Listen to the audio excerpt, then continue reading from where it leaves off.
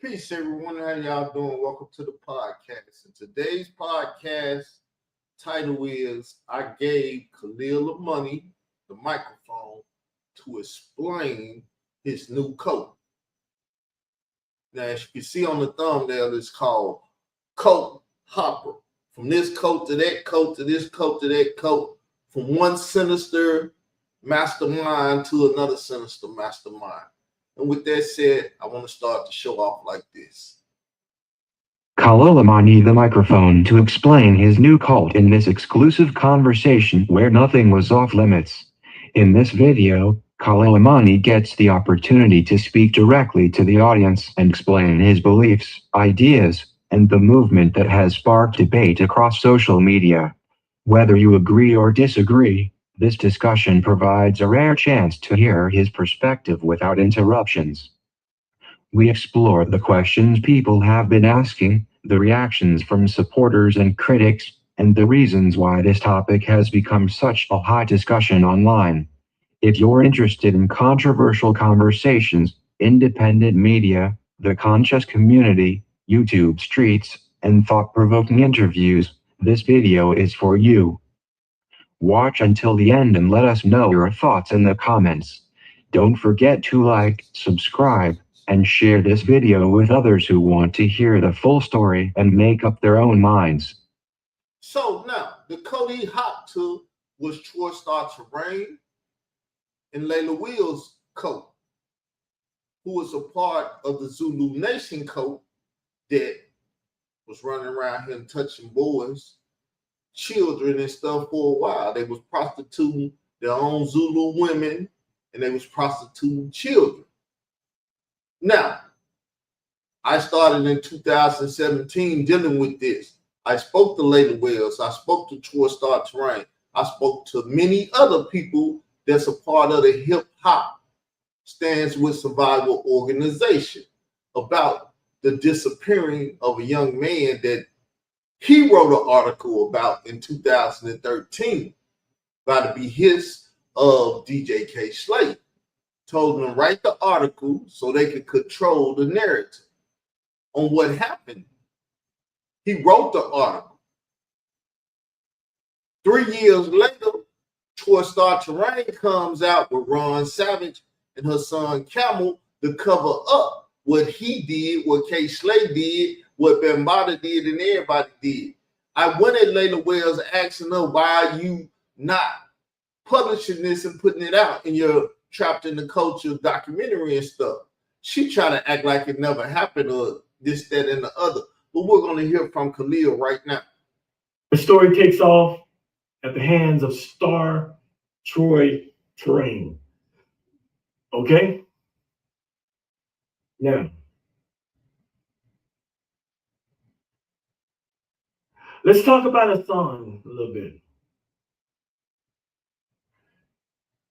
It would appear, and Hassan knows, everything you've heard in these 4 videos, Hassan knows.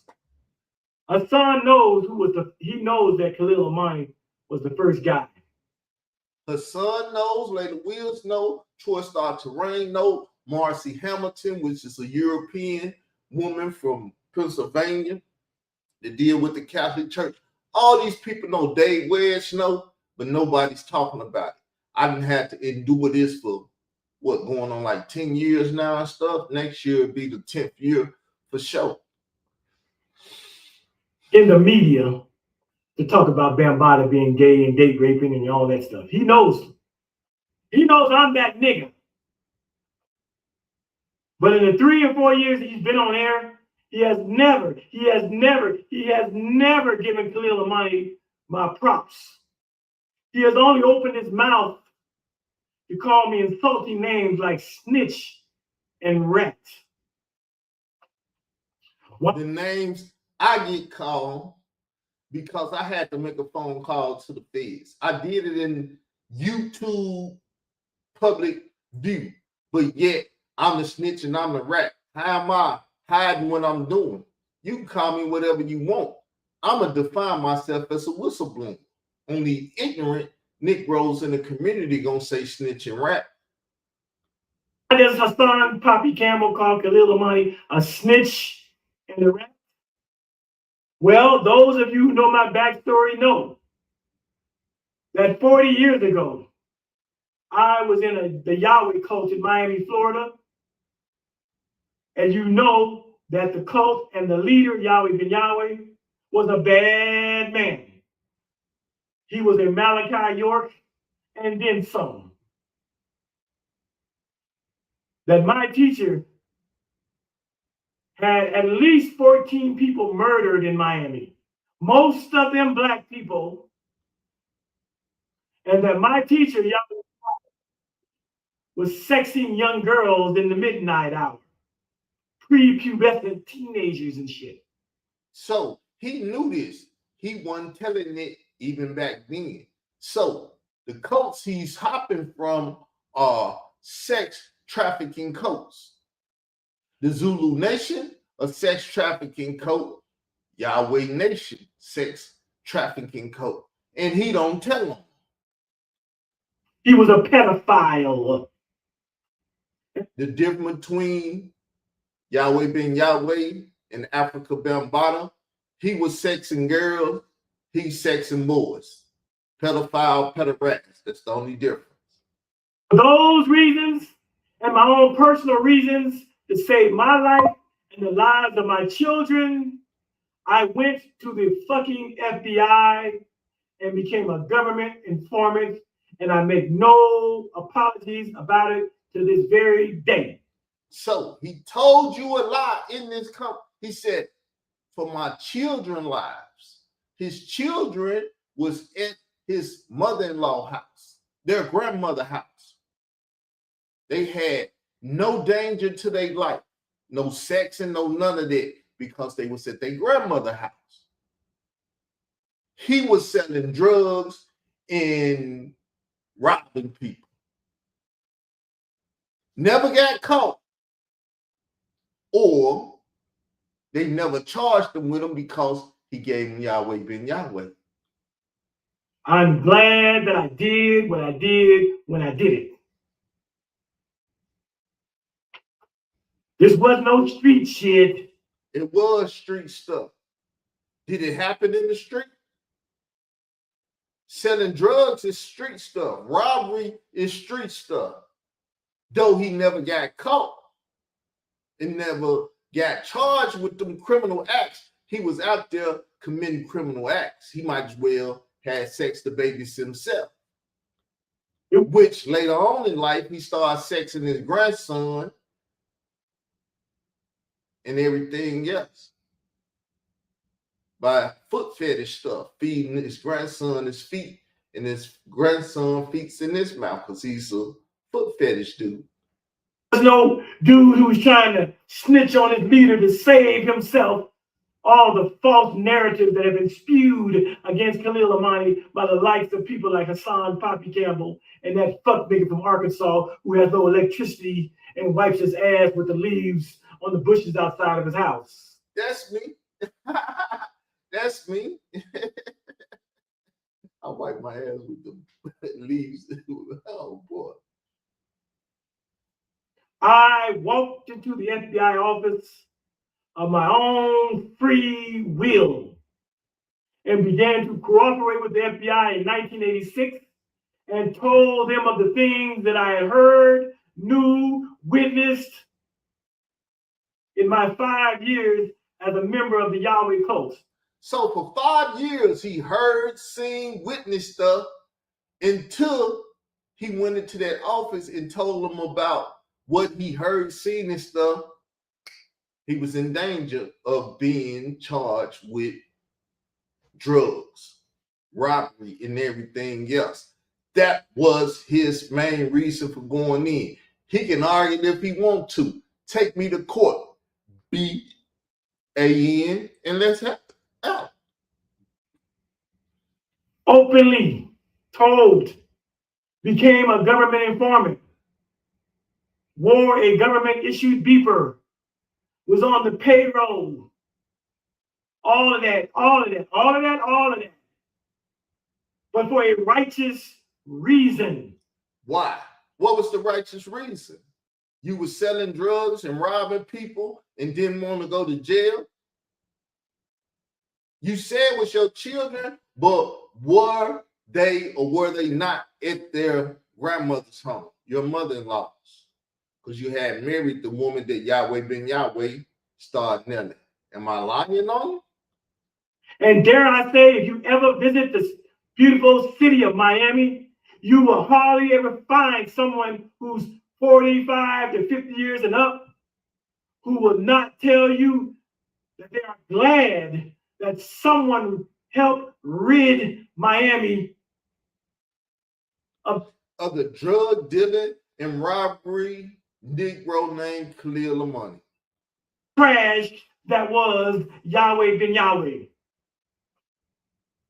If you mention my name in Miami, dare I say that most people would say he was a hero.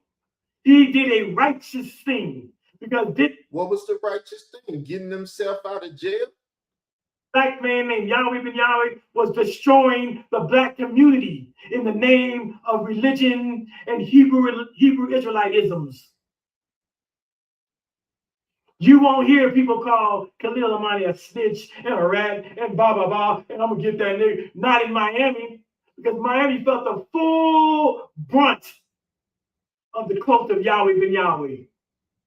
Damn near every black person in Miami, damn near, had someone who was a member of the Yahweh cult. A friend, a cousin, a sister, a mama, a daddy, a schoolmate. They knew someone who was hooked up in the Yahweh cult, and they saw with their own two eyes how that person changed. They saw how cold and standoffish and aloof they had become. They stopped coming around to Thanksgiving and Christmas dinners.